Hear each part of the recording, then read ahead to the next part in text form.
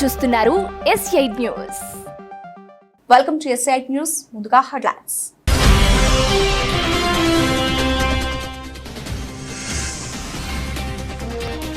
భాగ్యలక్ష్మి అమ్మవారిని దర్శించుకున్న కేంద్ర మంత్రి కిషన్ రెడ్డి. మోదీ మూడోసారి ప్రధాని అవుతారని ధీమా.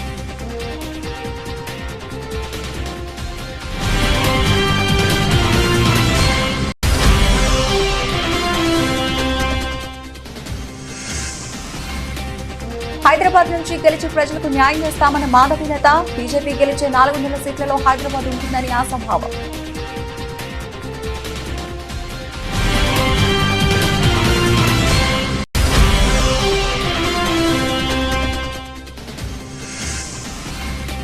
సినీ నటి హేమకు 14 రోజుల జ్యుడిషియల్ కస్టడీ.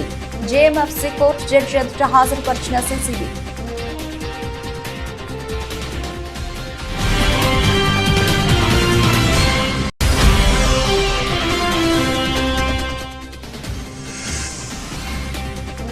పసికున ఉగాండాను 58 పరుగులకే కుప్పకూల్చిన ఆఫ్ఘన్. 125 పరుగుల భారీ తేడాతో ఆఫ్ఘన్ విజయం.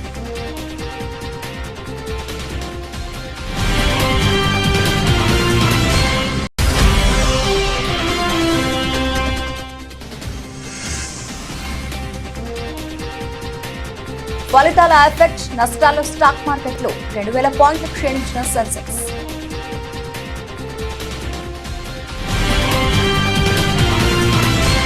దేశంలో ప్రధాని నరేంద్ర మోదీ నాయకత్వంలో బీజేపీ అఖండ మెజారిటీతో మరోసారి అధికారంలో రావాలని, వికసిత్ భారత్ సంకల్పం నెరవేరాలని ఆకాంక్షిస్తూ లోక్సభ ఎన్నికల ఫలితాల వెల్లడి నేపథ్యంలో చార్మినార్ భాగ్యలక్ష్మి అమ్మవారి ఆలయాన్ని కేంద్ర మంత్రి బీజేపీ రాష్ట్ర అధ్యక్షులు కిషన్ రెడ్డి సతీ సమేతంగా దర్శించుకుని ఆశీర్వాదం తీసుకున్నారు. మిత్రులందరికీ నమస్కారం.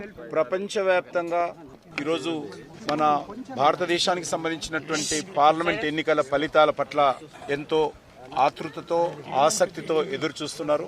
కొద్ది క్షణాల్లో మన దేశవ్యాప్తంగా ఈ యొక్క లోక్సభ ఎన్నికలకు సంబంధించినటువంటి ఓటింగ్ ఏదైతే కౌంటింగ్ ఉందో కొద్దిసేపట్లో ప్రారంభం కానున్నది. నాకు పూర్తి విశ్వాసం ఉంది. ఎగ్జిట్ ఫలితాల్లో కూడా నరేంద్ర మోడీ గారు అద్భుతమైనటువంటి మెజార్టీతో మూడోసారి ప్రధానమంత్రిగా మరి బాధ్యతలు చేపట్టనున్నారు. ఈ నెల 2వ వారంలో వారి ప్రధానమంత్రిగా బాధ్యతలు చేపట్టేటువంటి అవకాశం ఉంది. తెలంగాణలో కూడా మొదటి నుంచి కూడా మేము చెప్తున్నట్టుగా డబుల్ డిజిట్ ఏదైతే 2 అంకెలుగా ఉన్నటువంటి సీట్లు మేము సాధిస్తామనేటువంటి డబుల్ డిజిట్లో తప్పకుండా మాకు పూర్తి విశ్వాసం ఉంది. తెలంగాణలో కూడా నరేంద్ర మోడీ గారు మళ్ళీ ప్రధానమంత్రి కావాలనేటువంటి ఆకాంక్షతో ఎదురు చూస్తున్నారు.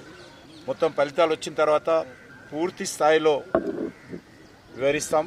కానీ ఈరోజు ప్రశాంతంగా కౌంటింగ్ జరగాలని, ఎక్కడ చిన్న ఇన్సిడెంట్స్ లేకుండా జరగాలని కోరుకుంటున్నాను. భాగ్యలక్ష్మి అమ్మవారిని ప్రార్థించడం జరిగింది. కొద్ది క్షణాల్లో ప్రారంభం కానున్నటువంటి ఈ కౌంటింగ్లో భారతీయ జనతా పార్టీ అభ్యర్థులను ఆశీర్వదించాలని, నరేంద్ర మోడీ గారిని ఆశీర్వదించాలని, పెద్ద సంఖ్యలో దేశంలో తెలంగాణలో అత్యధికమైన ఫలితాలు రావాలని అమ్మవారిని ప్రార్థించాను. ఆ దిశలోనే ఈరోజు మనకు ఫలితాలు ఉంటాయని చెప్పి కూడా మేము భావిస్తా ఉన్నాం. పల్నాడు జిల్లా 7 అసెంబ్లీ పార్లమెంటు సెగ్మెంట్ల ఓట్ల లెక్కింపు సందర్భంగా జేఎన్టీయూ కళాశాలలో జిల్లా ఎస్పీ మల్లికా గార్గ్ కౌంటింగ్ కేంద్రాలను పరిశీలించారు.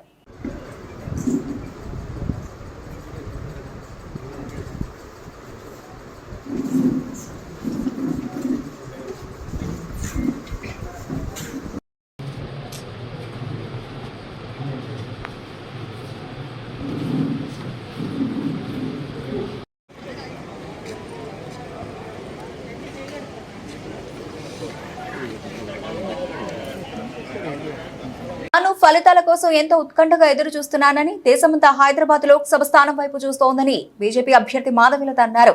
హైదరాబాద్ స్థానంలో గెలిచి ఇక్కడి ప్రజలకు న్యాయం చేస్తామన్నారు. బీజేపీ గెలిచే 400 స్థానాల్లో హైదరాబాద్ ఉంటుందని ఆశాభావం వ్యక్తం చేశారు. మంగళవారం ఆమె మీడియాతో మాట్లాడుతూ ఇక్కడ గెలుపు ముఖ్యమన్నారు. మే 13న హైదరాబాద్ లోక్సభ పరిధిలో ఏం జరుగుతుందో అందరూ చూశారన్నారు. అయినప్పటికీ తాను గెలుస్తానని ధీమా వ్యక్తం చేశారు. ఎన్నికలు న్యాయంగా జరిగితే భారీ మెజార్టీతో గెలిచేవాళ్లమని, కానీ అన్యాయంగా జరిగాయన్నారు. హైదరాబాద్ లోక్సభ అన్యాయం నుంచి బయటపడాలంటే తాను గెలవాలన్నారు. ఎన్నికల తర్వాత తాను హైదరాబాద్ ప్రజలకు కనిపించననే వాదనలో పసలేదని అభిప్రాయపడ్డారు. యాకత్పురాలో ఇటీవల డ్రైనేజీ బయటకు వస్తుంటే మొదట వెళ్లింది తానేనన్నారు. ప్రజల గుండెల నిండా మోదీపై ప్రేమతో ఓటు వేశారన్నారు. కేంద్రంలో ఈసారి బీజేపీ 400కు పైగా స్థానాలు గెలుచుకుంటుందని ధీమా వ్యక్తం చేశారు. I'm pretty excited, and all of them who have voted for BJP in the entire country are looking forward for especially this particular seat, that we win and bring justice to Lok Sabha Parliament Hyderabad. We all know that Modi ji in the entire 2 terms have tremendously worked, meticulously worked for the nation.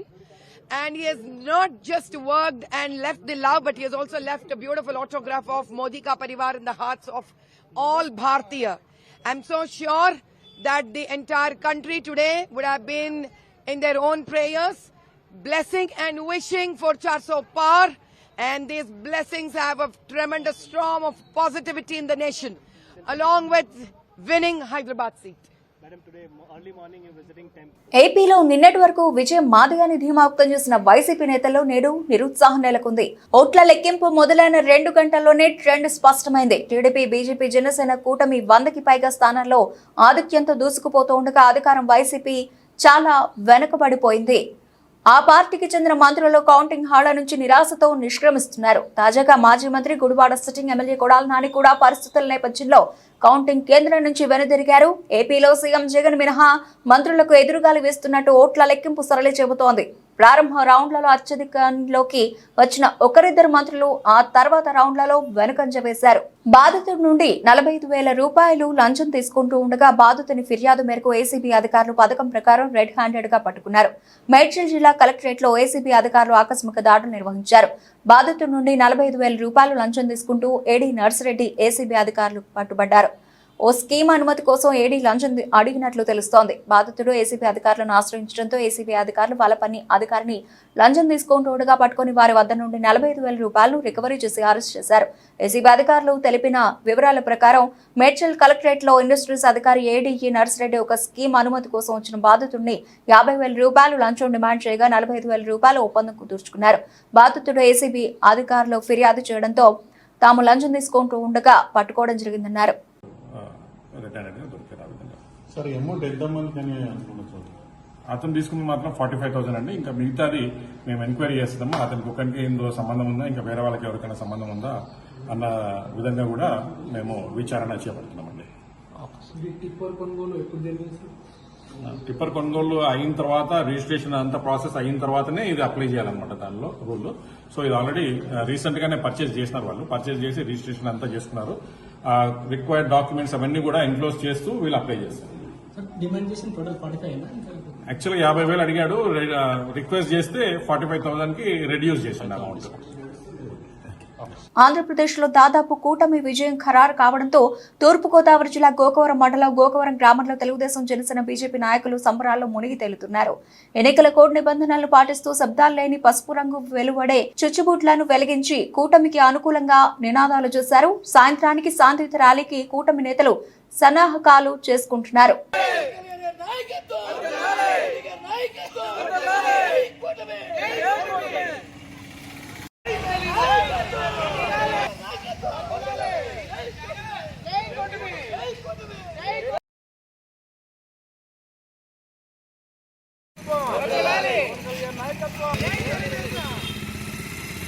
Suryapet sub register Surender Naik ఇటీవల అక్రమ లేఅవుట్లకు registration చేస్తున్నట్లు ఆరోపణలు తమ దృష్టికి వచ్చాయని, సొమ్ము ముట్టజెప్పిన వారికి ఏ పనైనా అవలీలగా పూర్తి చేస్తున్న సబ్ రిజిస్టర్ పై సూర్యాపేటకు చెందిన మేక వెంకన్న అనే వ్యక్తి ఏసీబీకి ఇచ్చిన ఫిర్యాదు మేరకు తన కూతురుకు ఇచ్చిన 800 గజాల స్థలం గిఫ్ట్ రిజిస్ట్రేషన్ చేసేందుకు 4 నెలలుగా తెప్పించుకుంటున్నారని పెద్ద మొత్తంలో సొమ్ము డిమాండ్ చేయడంతో సదరు బాధితుడు ఏసీబీని ఆశ్రయించాడని, డాక్యుమెంట్ రైటర్ల ద్వారా డబ్బు తీసుకున్న రిజిస్టర్ పని చేయకుండా కాలం గడుపుతూ ఇంకా డబ్బులు డిమాండ్ చేస్తున్నట్లు సమాచారం అందడంతో దాడులు నిర్వహించామని, బాధితుడు మేక వెంకన్న నుంచి 90,200 రూపాయలను డాక్యుమెంట్ రైటర్లు కల్లూరు శ్రీనివాస్, తంగేళ వెంకటరెడ్డి తీసుకున్నట్లు ఏసీబీ అధికారులు గుర్తించారు.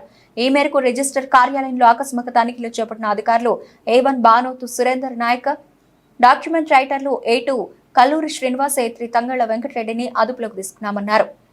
గజానికి 100 చొప్పున దాదాపు ₹1,00,000 పైన అయితేనే డబ్బులు ఇస్తానే లంచం ఇస్తానే వర్క్ చేస్తూ రిజిస్ట్రేషన్ చేస్తామని చెప్పడం జరిగింది. ఇప్పుడు అట్లా లంచం ఇవ్వడం ఆ కంప్లైంట్కి ఇష్టం లేకుండా మా దగ్గర అప్రోచ్ అయినప్పుడు మేము డీటెయిల్ ఎంక్వైరీ చేశాము. ఎంక్వైరీలో ఇప్పుడు ఆల్రెడీ మీకు చెప్పినట్టు 2 సార్లు ఏసీపీ ట్రాప్ అయ్యాడు. తర్వాత ఈరోజు ఈ ఏసీపీ నల్గొండ డిఎస్పీ నేను, తర్వాత ఇన్స్పెక్టర్స్ ఇద్దరు రామారావు వెంకట్రావు అండ్ స్టాఫ్, తర్వాత ఇద్దరు మీడియేటర్లు వాళ్ళతో ఈ ట్రాప్ ఇక్కడ రెడ్ హ్యాండెడ్గా ఫస్ట్ శ్రీనివాస్ డాక్యుమెంట్ రైటరు, అతనితో పాటు వెంకటరెడ్డి అని ఇంకో రైటర్, వాళ్ళిద్దరూ మనీ రిసీవ్ చేసుకొని వచ్చి ఇక్కడ ఆఫీసులో ఈయనకు రిసీవ్ చేసుకున్నట్టు ఇన్ఫర్మేషన్ ఇచ్చారు. ఇచ్చిన తర్వాత ఈ ముగ్గురిని ఈరోజు రెడ్ హ్యాండెడ్గా పట్టుకొని కస్టడీలో తీసుకున్నాము. తర్వాత ఫర్దర్ ఇన్వెస్టిగేషన్కు రిమాండ్ పంపిస్తాము. ముగ్గురు పేర్లు ముగ్గురు ఒకరి SRO శ్రీ బానోత్ సురేందర్ నాయక్ ఒకటి, తర్వాత K శ్రీనివాస్ ఇంకొక అతను, మూడో అతను వెంకటరెడ్డి. వీళ్ళిద్దరూ ప్రైవేట్ డాక్యుమెంట్ రైటర్లు. ఇలా కస్టడీ తీసుకొని రిమాండ్ చేస్తాము. మీ ద్వారా ఈ కస్టడీలోకి తీసుకున్నాక 99,200 రూపాయలు ఈ ప్రైవేట్ ఏజెంట్ వాళ్ళ దగ్గర సీజ్ చేయడం జరిగింది. ఏవైతే సబ్ రిజిస్ట్రార్ గారు డిమాండ్ చేశారో వీళ్ళ ద్వారా తీసుకోమని ఆయనకు చెప్పడం వల్లే వాళ్ళిద్దరు తీసుకున్నారు. ఆ 99,200 మేము సీజ్ చేసింది రికవరీ చేశాము. తర్వాత మీ ద్వారా అందరికీ పబ్లిక్ తెలియజేసేది ఏమంటే, ఎవరైనా గవర్నమెంట్ సర్వెంట్ తను చేయాల్సిన లీగల్ డ్యూటీ చేయకుండా పని చేయడానికి డబ్బులు లంచము డిమాండ్ చేస్తే టోల్ ఫ్రీ నంబర్ ఏసీబీది 1064 ఆ నంబర్కి కాల్ చేయండి. వాళ్ళ వివరాలు గోప్యంగా ఉంచి ఎంక్వైరీ చేసి అది కరెక్ట్ అయితే వాళ్ళ మీద యాక్షన్ తీసుకోవడం జరుగుతుంది. సీజర్ అమౌంట్ డాక్యుమెంట్ రైటర్స్ ద్వారా వాళ్ళని తీసుకోమని చెప్పాడు. ఎందుకంటే ఆల్రెడీ 2 సార్లు డ్రాప్ అయ్యాడు కాబట్టి ఆయన వీళ్ళ ద్వారా తీసుకోవడానికి ట్రై చేశాడు. వాళ్ళ దగ్గర రికవరీ చేశాం. వాళ్ళ ఆఫీస్ డాక్యుమెంట్ రైటర్ ఆఫీస్ ఇక్కడే పక్కన ఉంది. అందులో సార్వత్రిక ఎన్నికల నేపథ్యంలో కౌంటింగ్ పూర్తి స్థాయిలో సన్నద్ధం అవడం జరిగిందని, పోస్టల్ బ్యాలెట్ లెక్కింపు పూర్తయిన తర్వాత ఈవీఎం ఓట్లతో కలిసి తుది ఫలితాలను ప్రకటించనున్నట్లు కలెక్టర్, జిల్లా ఎన్నికల అధికారి డాక్టర్ కె మాధవలత పేర్కొన్నారు. స్థానిక మీడియా సెంటర్ వద్ద కౌంటింగ్ ఏర్పాట్లపై పాత్రికేయులతో మాట్లాడుతూ పోస్టల్ బ్యాలెట్ లెక్కింపు తొలుత ప్రారంభించి అనంతరం ఈవీఎం యూనిట్స్ లో పోలైన ఓట్లు లెక్కించనున్నట్లు తెలియజేశారు. జిల్లాలో అతి తక్కువ పోలింగ్ కేంద్రాలు ఉన్న కోవూరులో మొత్తం 13 మంది అభ్యర్థులు పోటీలో ఉన్నారని, ఇక్కడ 13 రౌండ్స్ ఉన్నట్లు తెలిపారు. రాజమండ్రి రూరల్ నియోజకవర్గ పరిధిలో అత్యధిక పోలింగ్ కేంద్రాలు ఉన్నాయని, అక్కడ 20 రౌండ్లలో ఓట్ల లెక్కింపు జరుపుతున్నట్లు పేర్కొన్నారు. అక్కడ 7 అభ్యర్థులు పోటీలో ఉన్నారని పేర్కొన్నారు. తొలుత రాజమండ్రి రూరల్ నియోజకవర్గ ఫలితాలు ముందుగా ప్రకటించే అవకాశం ఉందని తెలిపారు. పోస్టల్ బ్యాలెట్స్ మనకి ఏమవుతుంది అంటే అది రౌండ్ వైజ్ రిజల్ట్ రాదు. అట్ ఏ టైమ్ అన్నీ మనకి కంప్లీట్ అయిపోయాక అప్పుడు మనకి వస్తుంది, ఒకటే రిజల్ట్ వస్తుంది. మనకి ఈవీఎం కౌంటింగ్ ఫస్ట్ స్టార్ట్ అవుతుంది. మనకి కొవ్వూరులో అతి తక్కువ పోలింగ్ స్టేషన్స్ ఉన్నాయి, 13 రౌండ్స్ ఉన్నాయి. అయితే ఇక్కడ ఏంటంటే రాజమండ్రి రూరల్లో 20 రౌండ్స్ ఉన్నాయి, బట్ 7 మంది క్యాండిడేట్స్ ఉన్నారు అక్కడ మనం కొవ్వూరులో చూస్తే 13 మంది వస్తారు. సో ఈ రకంగా చూస్తే మనకి ఇద్దరు కొవ్వూరు కానీ రాజమండ్రి రూరల్ కానీ ఫస్ట్ వస్తుంది అనేది ఎక్స్పెక్ట్ చేస్తాం. రిజల్ట్ మొత్తం ఈవీఎం కౌంటింగ్ అవ్వాలి, ప్లస్ మనకి పోస్టల్ బ్యాలెట్ కౌంటింగ్ అయిపోయాక ఎవరు విన్నింగ్ క్యాండిడేట్ అనేది నిర్ధారించడం జరుగుతుంది. అయితే అది మనం అనౌన్స్ చేసేది వీవీప్యాట్ కూడా 5 మనం కౌంట్ చేయాలి కాబట్టి ఆ వీవీప్యాట్స్ కూడా 5 కౌంటింగ్ అయిపోయిన తర్వాత మాత్రమే రిజల్ట్ అనౌన్స్ చేయడం జరుగుతుంది. కులగణన విషయంలో కాంగ్రెస్ పార్టీ బీసీలకు ఇచ్చిన హామీని ఖచ్చితంగా నెరవేరుస్తారని ఇప్పటికీ నమ్ముతున్నామని, రాష్ట్రంలో సమగ్ర కులగణన చేపట్టి బీసీ రిజర్వేషన్లు పెంచిన తర్వాతే స్థానిక ఎన్నికలకు వెళతారని బీసీలు విశ్వసిస్తున్నారని బీసీ సంక్షేమ సంఘం జాతీయ అధ్యక్షులు జాజుల శ్రీనివాస్ గౌడ్ అన్నారు. పల్లివెల్లలో ఏర్పాటు చేసిన మీడియా సమావేశంలో ఆయన మాట్లాడుతూ, రేపటి జూన్ 4న ఎన్నికల కోడ్ ముగియగానే రాష్ట్రంలో కులగణన చేపట్టడానికి ప్రత్యేకంగా ఒక కులగణన కమిషన్ను ఏర్పాటు చేసి తక్షణమే కులగణన ప్రక్రియను ప్రారంభించాలని రాష్ట్ర ముఖ్యమంత్రి రేవంత్ రెడ్డి, బీసీ సంక్షేమ శాఖ మంత్రి పొన్నం ప్రభాకర్ కి జాజుల శ్రీనివాస్ గౌడ్ విజ్ఞప్తి చేశారు. 4న తెలంగాణ రాష్ట్రంలో అదేవిధంగా దేశవ్యాప్తంగా ఎన్నికల కోడ్ ముగుస్తుంది. ఈ ఎన్నికల కోడ్ ముగిసిన వెంటనే తెలంగాణ రాష్ట్రంలో కాంగ్రెస్ పార్టీ ఇచ్చినటువంటి హామీ మేరకు తెలంగాణ రాష్ట్రంలో గ్రామ పంచాయతీ మరియు మండల పరిషత్, జిల్లా పరిషత్ ఎన్నికల్లో, స్థానిక సంస్థల ఎన్నికల్లో బీసీ రిజర్వేషన్లను జనాభా దామాష ప్రకారం పెంచడానికి రాష్ట్రంలో కులగణన వెంటనే చేపట్టాలని చెప్పి రాష్ట్ర ప్రభుత్వాన్ని డిమాండ్ చేస్తున్నాం.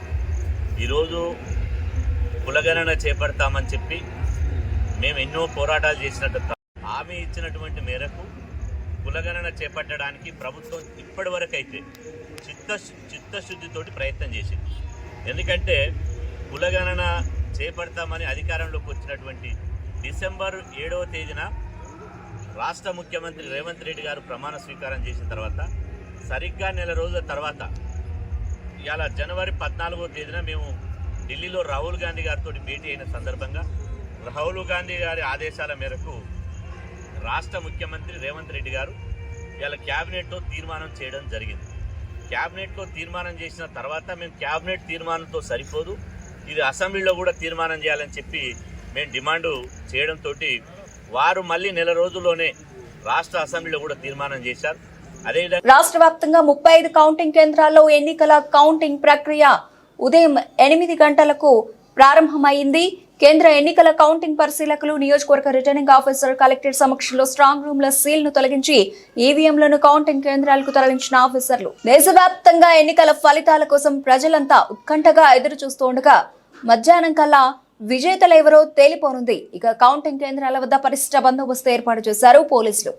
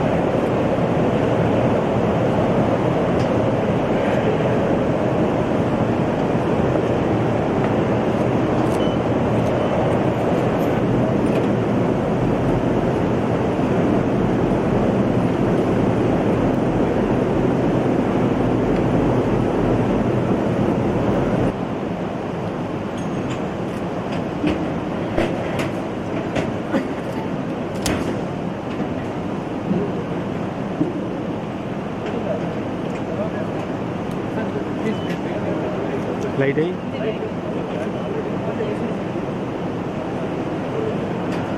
గుంటూరు నగరంలోని ఎన్నికల కౌంటింగ్ ఉన్న ఎడల గుంటూరు నగరంలో 144 సెక్షన్ విధించారు. ఎటువంటి పరిస్థితుల్లో కూడా అవాంఛనీయ సంఘటనలు చోటు చేసుకోకుండా పోలీసు వారు గుంటూరు నగర ప్రజలను హెచ్చరించారు. అయినా కానీ లెక్క చేయని బార్ అండ్ రెస్టారెంట్ యజమానులు సాయంత్రం 6 గంటలు కూడా బార్లు సీజ్ చేయండి, బహిరంగంగా మద్యం అమ్ముతున్నారు. తెలంగాణ సాయుధ రైతాంగ పోరాట యోధుడు కామ్రేడ్ రావి నారాయణ రెడ్డి 118వ జయంతి సందర్భంగా ఆయన విగ్రహానికి సిపిఐ నేతలు నివాళులర్పించారు.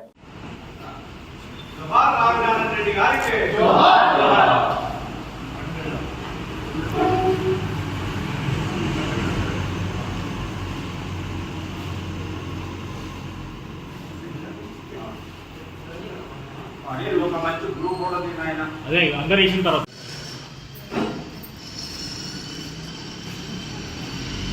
రావి నారాయణ రెడ్డి గారి 117వ జయంతి సందర్భంగా భారత కమ్యూనిస్ట్ పార్టీ తరఫున ఒక విప్లవాలను తెలియజేస్తాము.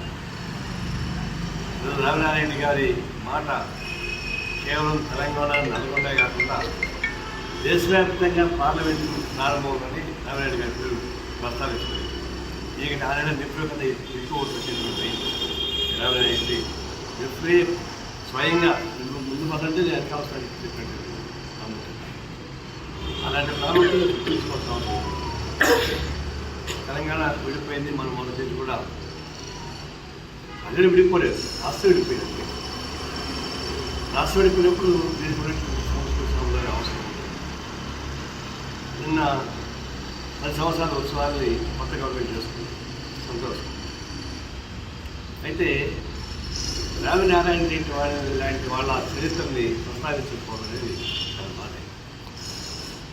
రెండవది ఏంటంటే ఇప్పుడు దాకా పరిష్కారం కాని తెలంగాణ పోరాటాన్ని అధికారరీత్యా రాష్ట్ర ప్రభుత్వం నిర్వహించాలని చెప్పేసి మొదటి కోరుతాము. రావిరెడ్డి గారి 117వ జయంతి ఉత్సవాల సందర్భంగా ఇప్పుడే మనం వారికి నివాళులు అర్పించాం సార్. ప్రధానంగా రామినారెడ్డి గారు ఒక వ్యక్తి కాదు, ఒక శక్తి, ఒక సంస్థ. ఆయన భూస్వామ్య కుటుంబంలో పుట్టి అన్ని రకాల అనుభవించడానికి అవకాశం ఉన్న ఆనాడు ఉన్నటువంటి రాజకీయ వ్యవస్థని బద్దలు కొట్టేందుకు ప్రజల పక్షంగా నిలబడ్డారు. అందులో వెట్టి చాకిరీ రద్దు కొరకు, అలాగే బాల సంఖ్యను బద్దలు కొట్టేందుకు ఆయన నిర్విరామంగా కృషి చేశారు.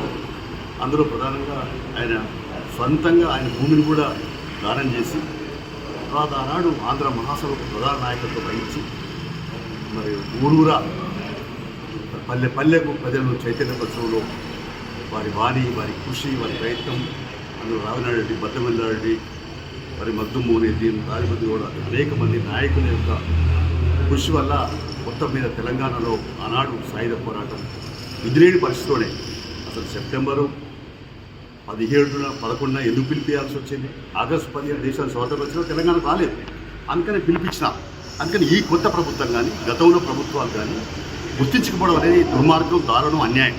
కాకినాడ జిల్లా జగ్గంపేట నియోజకవర్గం కిర్లంపూడిలో ముద్రగడ ఇంటి వద్ద పోలీసుల పహారా. పిఠాపురం ఎమ్మెల్యేగా పవన్ కళ్యాణ్ గెలిస్తే పద్మనాభరెడ్డిగా పేరు మార్చుకుంటానని ముద్రగడ పద్మనాభం గతంలో ప్రకటించిన తరుణంలో అల్లర్లు జరగకుండా పోలీసులు ముందస్తు జాగ్రత్తగా పోలీసు బందోబస్తు ఏర్పాటు.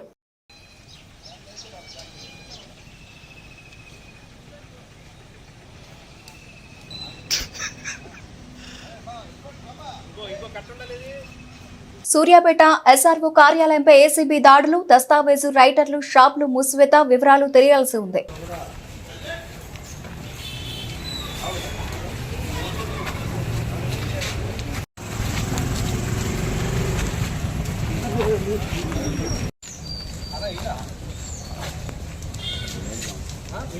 మంగళవారం ఉదయం వేకువజామున హైదరాబాద్లోని తన నివాసంలో మల్కాజ్గిరి కాంగ్రెస్ ఎంపీ అభ్యర్థి పట్నం సునీత మహేందర్ రెడ్డి గోమాతకు పూజ చేశారు. గోమాత శాలువా కప్పి అరటిపళ్లు తినిపించి ప్రదర్శన చేశారు. ఈ సందర్భంగా గోమాత ఆశీస్సులు అందుకున్నారు.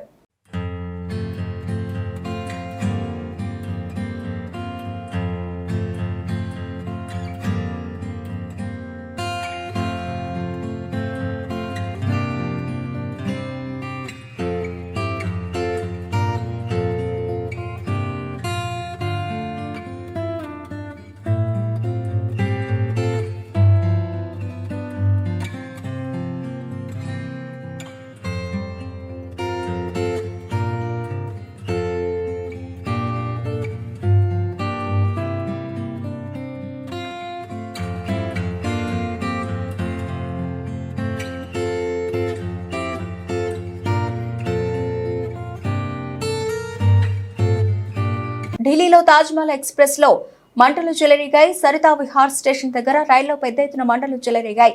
అయితే ప్రయాణికులను అప్రమత్తం చేసి వెంటనే బయటకు తీసుకురావడంతో ఎలాంటి ప్రాణ నష్టం జరగలేదు.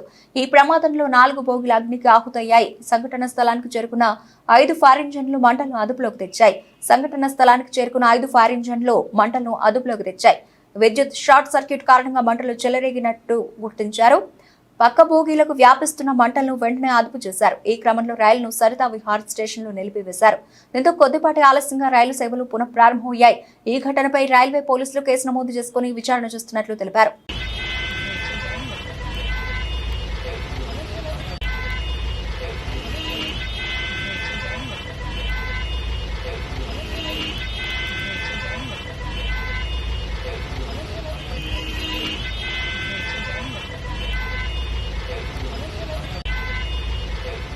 లోక్సభ ఫలితాలు వెలువడుతున్న వేళ స్టాక్ మార్కెట్లు భారీగా పతనమయ్యాయి. సెన్సెక్స్ 30 సూచీలోని షేర్లన్నీ నష్టాల్లోనే కొనసాగుతున్నాయి. సెన్సెక్స్ 2000 పాయింట్లు నష్టపోగా నిఫ్టీ 846 పాయింట్లు కోల్పోయింది. ఎగ్జిట్ పోల్స్ అంచనాలతో సోమవారం సరికొత్త రికార్డులు సృష్టించిన స్టాక్ మార్కెట్లు నేడు ఫలితాలను ఎగ్జిట్ పోల్స్ ట్రెండ్ కొనసాగుతున్న నష్టాలు చవిచూస్తున్నాయి. ఉదయం 9:36 నుండి బీఎస్ఈ సెన్సెక్స్ 2134 పాయింట్లు క్షీణించి 74,334 వద్ద ట్రేడ్ అవుతోంది. నిఫ్టీ 846 పాయింట్లు క్షీణించి 22,417 వద్ద ట్రేడ్ అవుతోంది. డాలర్తో పోలిస్తే రూపాయి మార్గం విలువ 83.24 రూపాయల వద్ద ప్రారంభమైంది. అంతర్జాతీయ క్రికెట్లో ఓనమాలు ప్రారంభించిన ఉగాండా జట్టు టీ20 వరల్డ్ కప్ లో ఓటమితో ప్రస్థానం ప్రారంభించింది.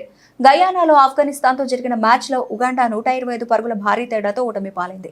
ఈ మ్యాచ్లో ఉగాండా టాస్ గెలిచి ఆఫ్ఘనిస్తాన్కు బ్యాటింగ్ అప్పగించింది. దాంతో మొదటి బ్యాటింగ్ చేసిన ఆఫ్ఘన్ జట్టు నిర్ణీత 20 ఓవర్లలో 5 వికెట్లకు 183 పరుగులు చేసింది. అనంతరం లక్ష్య ఛేదనలో ఉగాండా జట్టు 16 ఓవర్లలో 58 పరుగులకు కుప్పకూలింది. Afghan left arm seamer Fazal Haq Farooqi 5 వికెట్లతో ఉగాండా వెన్నువిరిచాడు. నవీన్ ఉల్ హక్ 2, కెప్టెన్ రషీద్ ఖాన్ 2, ముజీబ్ 1 వికెట్ తీశారు. ఉగాండా జట్టులో రాబిన్సన్ అబుయా చేసిన 14 పరుగులే అత్యధిక స్కోరు. రియాజత్ అలీ షా 11 పరుగులు చేశారు. వీరిద్దరూ మినహా ఆ జట్టులో మరెవరూ 2 అంకెల స్కోరు నమోదు చేయలేదు. బులెటిన్ ముగించే ముందు హెడ్లైన్స్ మరోసారి.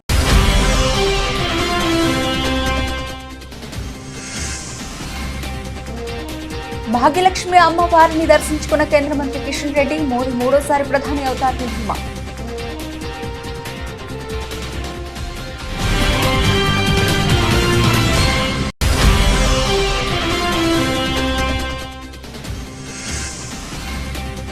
హైదరాబాద్ నుంచి గెలిచి ప్రజలకు న్యాయం చేస్తామన్న మాధవీలత. బీజేపీ గెలిచే 400 సీట్లలో హైదరాబాద్ ఉంటుందని ఆశాభావం.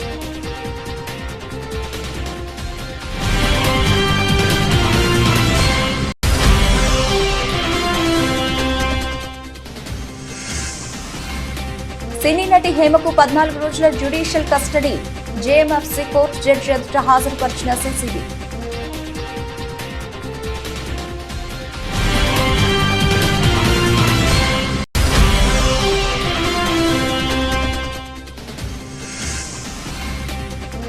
పసికున్న ఉగాండాను 58 పరుగులకే కుప్పకూల్చిన ఆఫ్ఘన్. 125 పరుగుల భారీ తేడాతో ఆఫ్ఘన్ విజయం.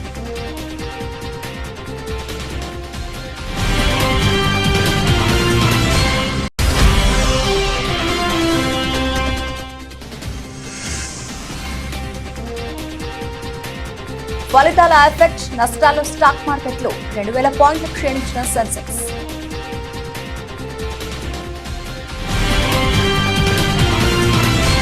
ఇవి ఇప్పటివరకు నడిచిన అప్డేట్స్. మరిన్ని అప్డేట్స్ తో మళ్ళీ కలుద్దాం. అంతవరకు సెలవు. నమస్తే.